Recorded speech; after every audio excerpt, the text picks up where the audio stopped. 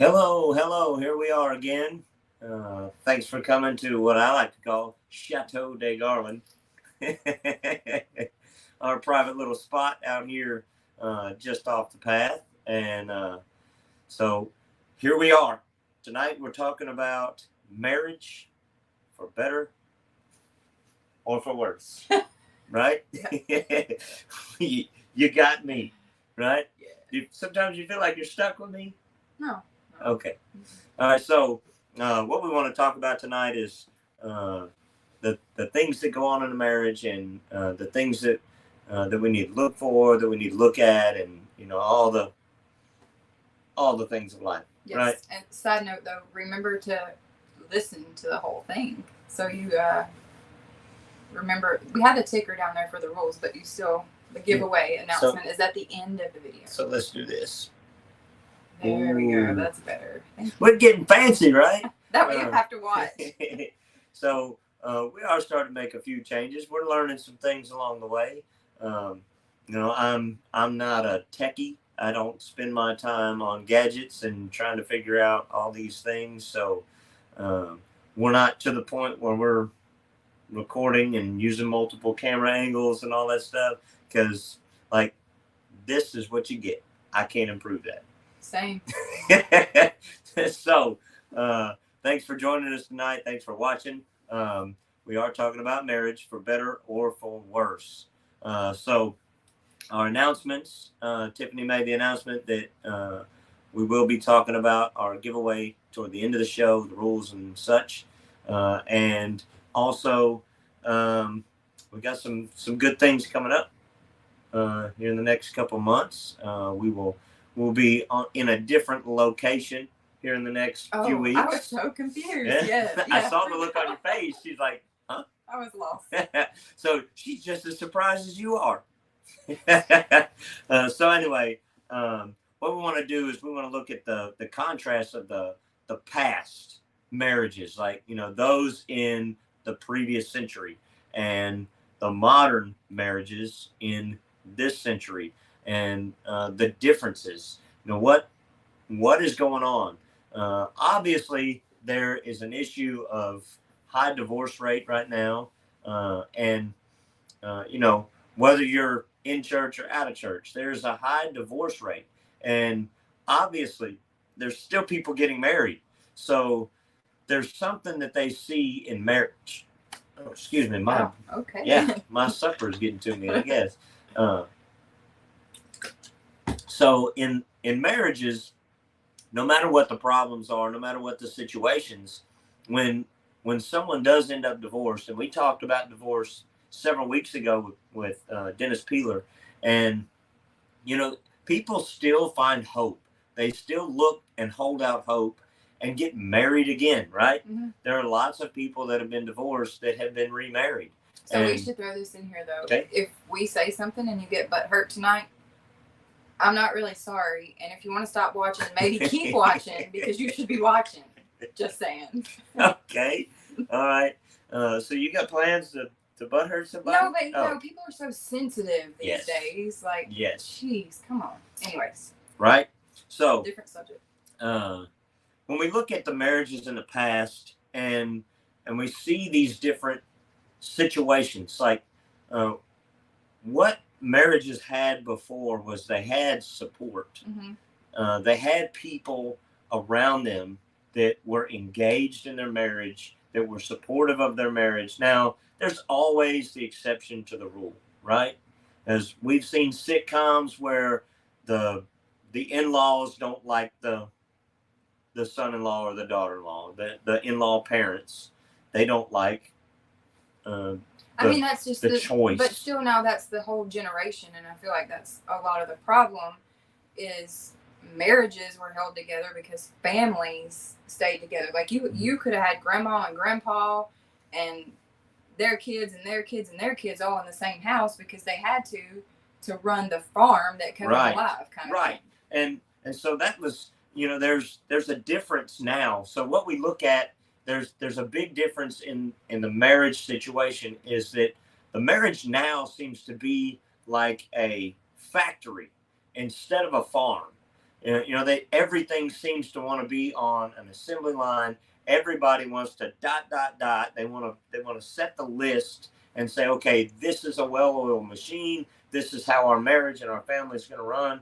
And those of you watching, that don't work. Right. That your plans can go out the window in a second, regardless of whether you're just married and have kids or whether you don't have kids. Plans change in an instant, and hopes and dreams change over time, right? And you have to be willing to allow them to change. Yes. Like in marriage, you can't be selfish. Right. Well, these have been my dreams since I'm a kid, so forget yours. I'm dragging you along. Mm-hmm. You just got to kind of compromise. Right. And so I kind of feel like sometimes that, maybe people set themselves up for failure. And this is my opinion, folks, and this is our show, so I'm entitled to my opinion, okay? If you don't like it, okay, here's the part that she warned you about. Maybe you get butthurt. Okay. So my idea of marriage is not the same as everybody else, right? Obviously. Mm-hmm.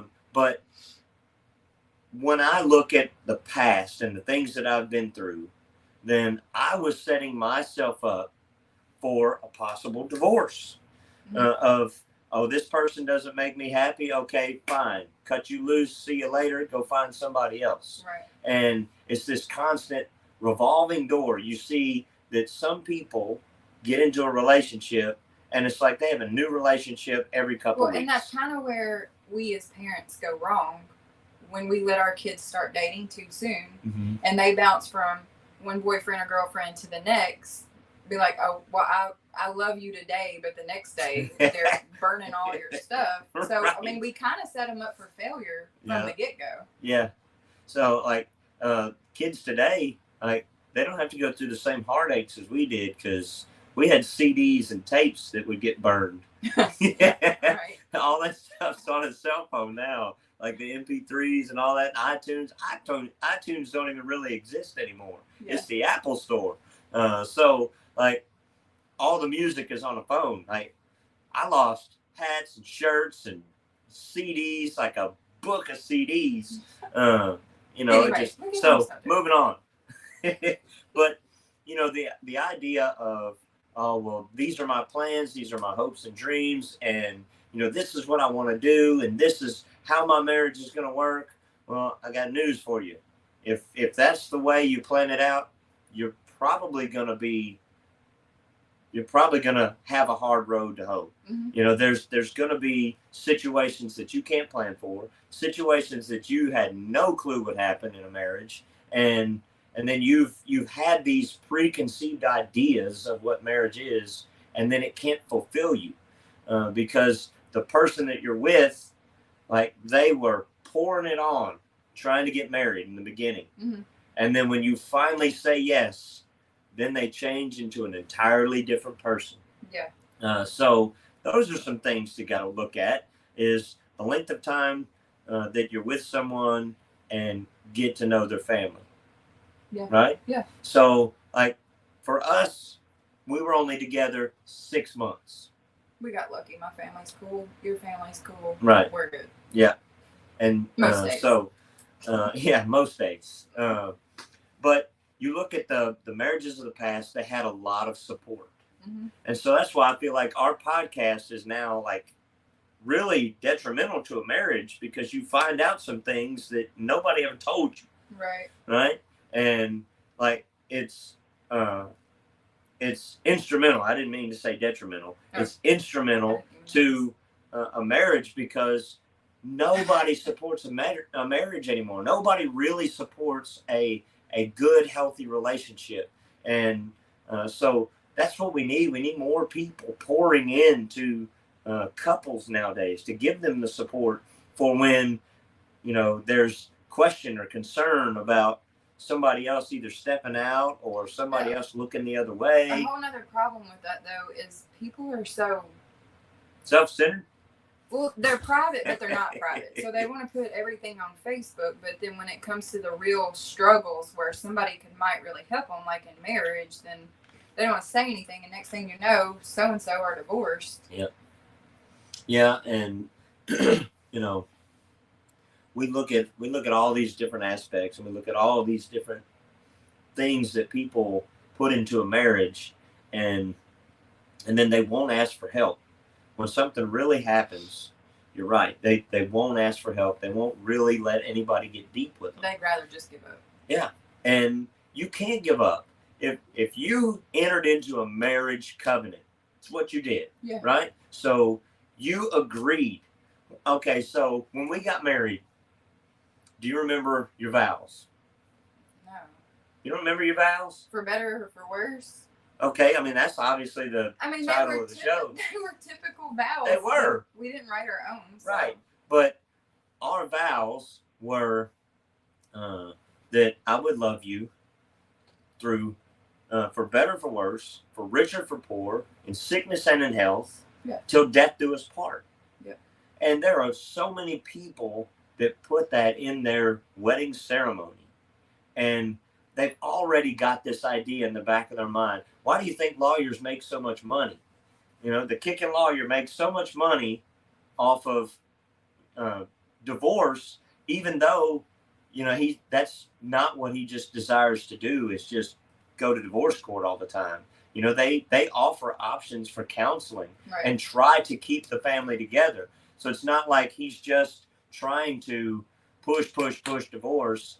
But the whole thing is that, oh, I love you. I'm gonna get down on one knee and do this big proposal and show the world that I love you so much. But in the back of my mind, I've already got things set aside, and I've got plans. I've got contingency plans. If it don't work out. If it don't work out, then I still get to keep some of my stuff.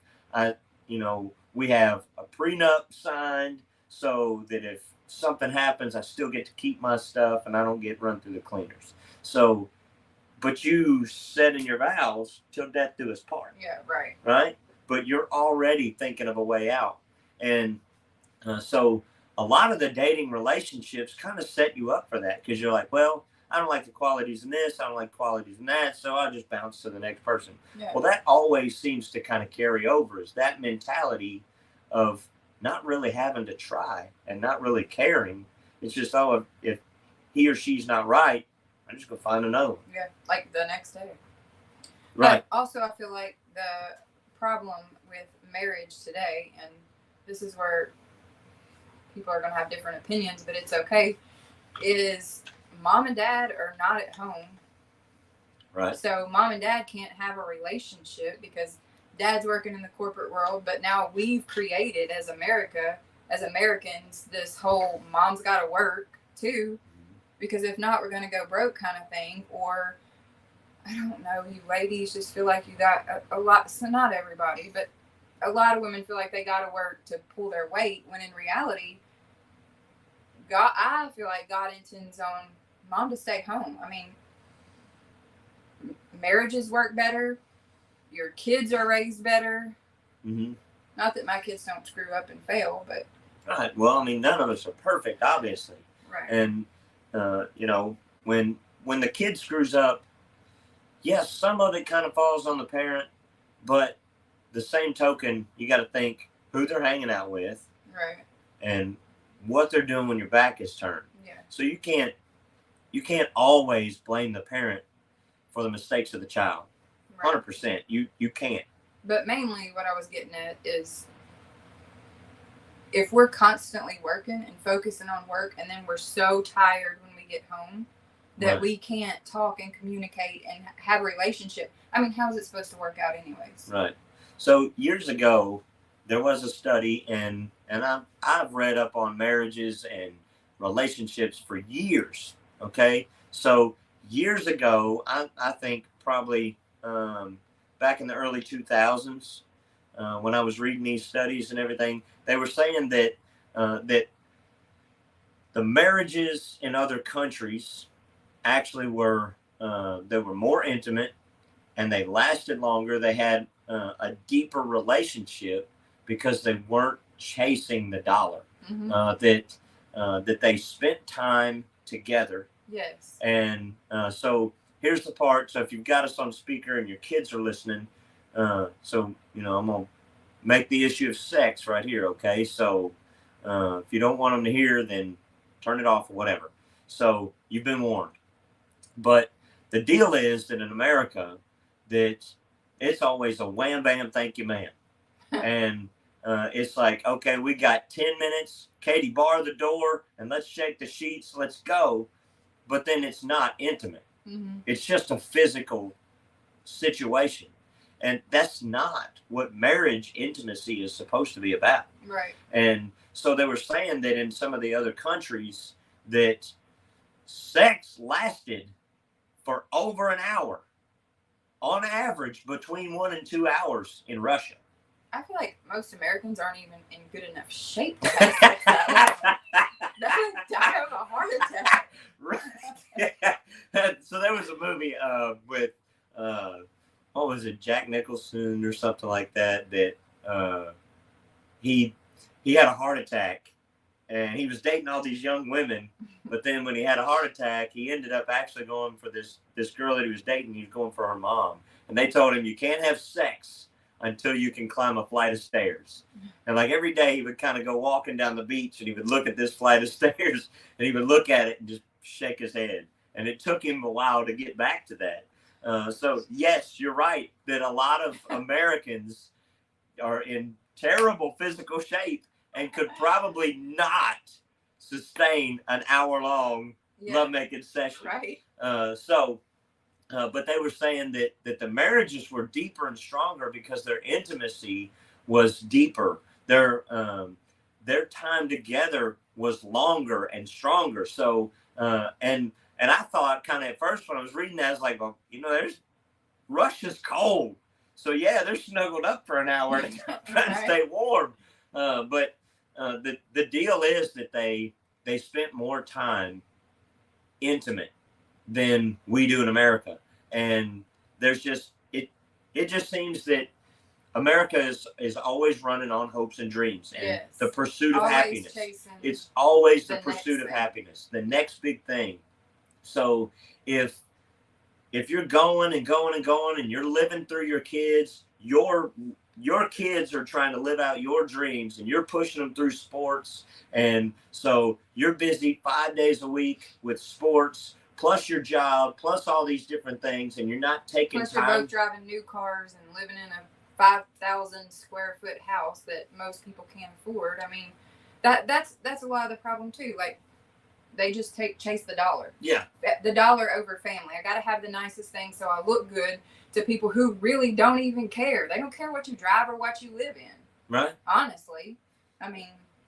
But that's the whole point of some of this, is that so many relationships are so superficial and just shallow that's why you see the relationships in other countries actually make it longer and better, because they're not just on the surface. They're not super shallow. Right. And so if you're pushing and pushing and pushing and you're doing all these things and your kids just see you as a workaholic, and mom and dad show up to my game, and so I'm going to impress them with how good I can play, whatever the case is, but you're not actually spending quality time together, then the kids don't understand really who you are. They just think, oh, you're a worker. Oh, you're a provider. But that's it. They don't know who you are as parents. Right. They don't know your relationship as parents. They don't know the structure and the value of a marriage. So then obviously a copy of a copy of a copy continues to get worse down the road. And then before long, it looks nothing like a marriage did 100 years ago. Right. And that's the situation we're in right now. Yeah. And if you're not showing your kids what a relationship should be like, I can guarantee you somebody's telling them. It's probably their friends, and it's not going to be the right idea of a relationship. And what information are they getting? Are they getting it from somebody that's already got a bad idea? Yeah. Are they getting bad information from the start? We've had this conversation before that we have talked to a couple of our kids so far about sex.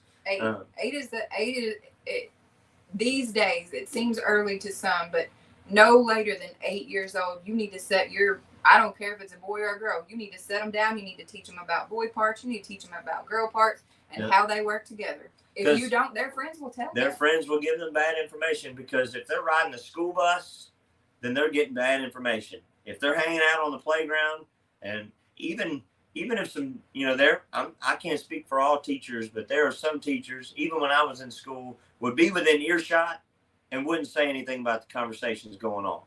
So you got to think about where they're getting information. So if you want them to know the truth, you better tell them. Be honest with them straight up. You don't have to give them detail, Right. but you need to give them really good information. Right. So think about this: the ideas that you put in a marriage, and how so many people are so quick to give up, Mhm. right? So when hard times hit, and I'm just telling you, hard times are coming, folks. Yep. Everybody is just based on consumption, and I can guarantee you that 85% of the people that 85% of the people in America have no idea how to manage a dollar, and they have no idea that the bottom's fixing to fall out. Right. So mark my words, June the 5th, 2022, I'm telling you that there's a financial crash coming that we've never seen before. And I think it's going to be the worst in history. So if not, great. But if so, I told you. When hard times come, you want to make sure that your relationships are buckled down and ready. Yeah. Because that's the last thing you need, is to be going through hard times and then being alone in the midst of it. So with all that said, you think about how quick somebody is to jump from a marriage. I mean, it could be a freight train running 100 miles an hour, and they will jump without a second thought. But when it comes to their friendships, they'll fight tooth and nail for their friends. Yeah. They'll do whatever it takes. They'll go through hell and high water for a friend, but won't do the same thing for their spouse. And so that just shows you where our priorities are, and how our relationships are so screwed up. That you'll have a friend, and now I'm telling you, always an exception to the rule, that you could have a best friend that would stab you in the back. Obviously, we know that, because everybody's human. But for the most part, when a marriage is in dire straits, when there's trouble on every side, there's nobody to support that marriage, because it's always one-sided. The guy runs to his buddies, and they're all, oh, forget her, and blah, blah, blah, and they'll dog her out. And then she'll run to her friends, and they'll do the same thing and dog him out. But there's no support to say, hey, wait a minute. What if you're wrong? Isn't my best friend supposed to tell me if I'm wrong? Yeah. If they love me and care about me, shouldn't they tell me if I'm the one being stupid? Right. Shouldn't they tell me, hey, man, no, you're wrong. You've got a good woman. You need to go back home to your woman and straighten this out. Or the other side, no, honey, you've got a good man. You need to go back home and straighten this out. Right? Mm-hmm. But everybody's so quick to point the finger in the other direction and just say, oh, come here, cry on my shoulder. I'll pet on you. I love you. I'm your best friend. You don't need him, or you don't need that person. And that's not what we need. We need people in our lives that support our relationships. That, the reason we have so many problems in America, not just from the marriage, but even in the kids, is because it used to take a village to raise a kid. And now everybody gets butthurt over somebody in the village telling them, hey, your kid don't need to do this. Right. Or when somebody gets onto your kid, don't you touch my kid. Don't you tell my kid what to do. Well, if you were being a mom or a dad and keeping your kid disciplined, maybe I wouldn't have to say something. Right. But that's the problem. Everybody's just so butthurt about somebody else stepping in, when society used to be that way. When the neighbors could come over and knock on the door and say, hey, your kid was out at the street throwing rocks. And, that the neighbor wouldn't get in trouble for it. The kid would get disciplined. Right. Now that's out the window. Anyway, the whole situation is find people who love you, find people who support your marriage, and keep them close. You know, don't find a wolf in sheep's clothing, somebody that just comes out of nowhere and thinks you're having problems because they're going to try to step in and take over what you've built. You know, obviously that can happen, but you don't want to put somebody in a bad situation, in a bad position in your relationship.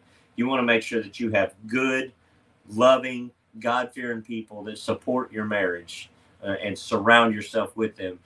Because in tough times, you need people around you. You need encouragement and you need strength, right? Because Yep. without it, you'll fall. Mm-hmm. Your marriage will fail without good support. You know, you can't build a house without a good foundation. So you can't expect to hold a marriage together on something that is weak and falling apart.